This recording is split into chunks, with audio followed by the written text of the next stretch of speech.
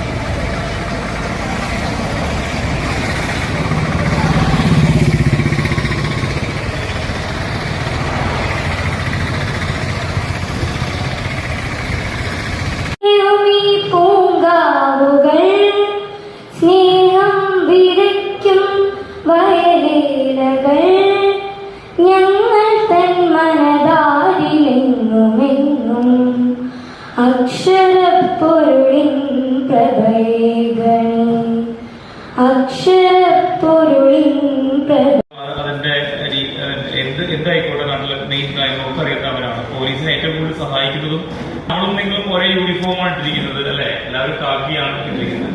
പക്ഷെ അതിന്റെ ഒരു കാര്യം എനിക്ക് പറയാനുണ്ട്.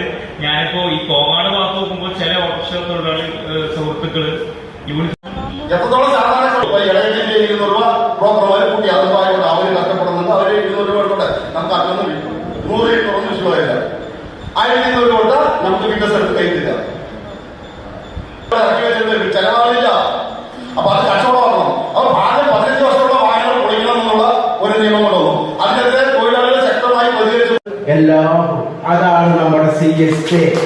നമുക്കിത് വരുന്ന എല്ലാ പ്രശ്നങ്ങളെയും എല്ലാ പ്രതിഭാസങ്ങളെയും തട്ടി നീക്കി തൊഴിലാളി വർഗം എന്ന ഈ പ്രസ്ഥാനം മുന്നോട്ട് പോകാൻ CSK നമുക്ക് ഉപകാരമാണ് എന്ന് ഇപ്പൊ നിലവിൽ നമ്മുടെ ആളുകൾ എല്ലാവരും അറിവുകൾ. ഇപ്പൊ വന്ന ആളുകൾ ആരും ഇപ്പൊ ഇവിടെ ഇരിക്കുന്ന ആളുകളെ കുറിച്ച് നമ്മൾ മനസ്സിലാക്കുന്നത് പറഞ്ഞാൽ അവര് എന്തെങ്കിലും സഹായം കിട്ടണം എന്ന് പറഞ്ഞിരിക്കുന്ന ആളുകളല്ല.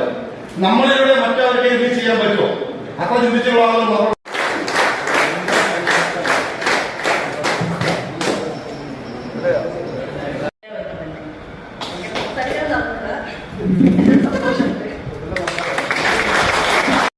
ജസ്റ്റ് ഓപ്പോസിറ്റ് ആ ഒരു ഗ്രൗണ്ടിൽ ആ സർജിക്കൽസ് ഒക്കെ വരുന്ന ഒരു ഗ്രൗണ്ട് ഉണ്ടല്ലോ,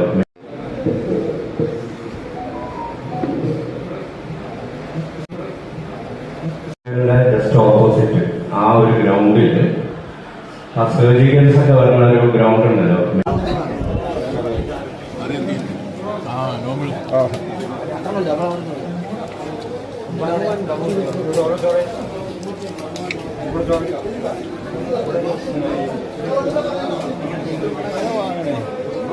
ഒന്ന് എനിക്കായിരിക്കുക 2 പേര്